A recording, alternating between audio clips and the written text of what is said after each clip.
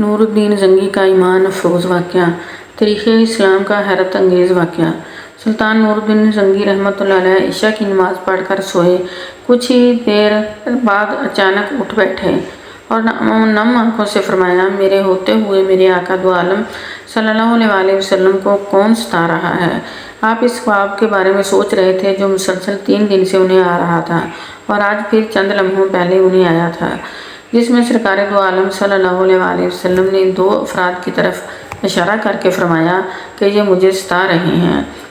اب سلطان کو قرار کہاں تھا؟ انہوں نے چند ساتھی اور سپاہی لے کر دمشق سے مدینہ جانے کا ارادہ فرمایا۔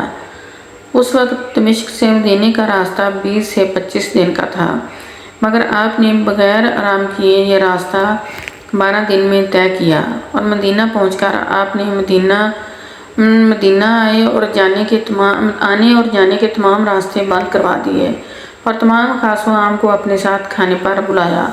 اب لوگ آ رہے تھے اور جا رہے تھے، آپ ہر چہرے کو دیکھتے مگر آپ کو وہ چہرے نظر نہ آئے۔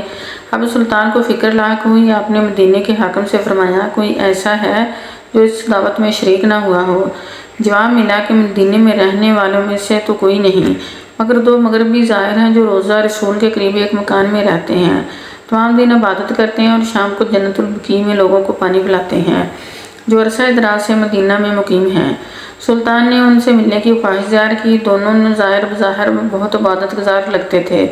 ان کے گھر میں کیا تھا؟ ایک چٹائی اور 2-4 ضرورت کی اشیاء۔ یکدم سلطان کو چٹائی کے نیچے کا فرش لرزتا محسوس ہوا۔ آپ نے چٹائی ہٹا کر دیکھا تو وہاں ایک سرنگ تھی۔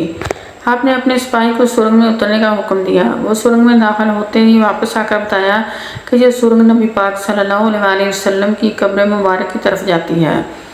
یہ سن کر سلطان کے چہرے پر غیظ و غضب کی کیفیت طاری ہو گئی۔ آپ نے دونوں زائرین سے پوچھا کہ سچ بتاؤ، تم کون ہو؟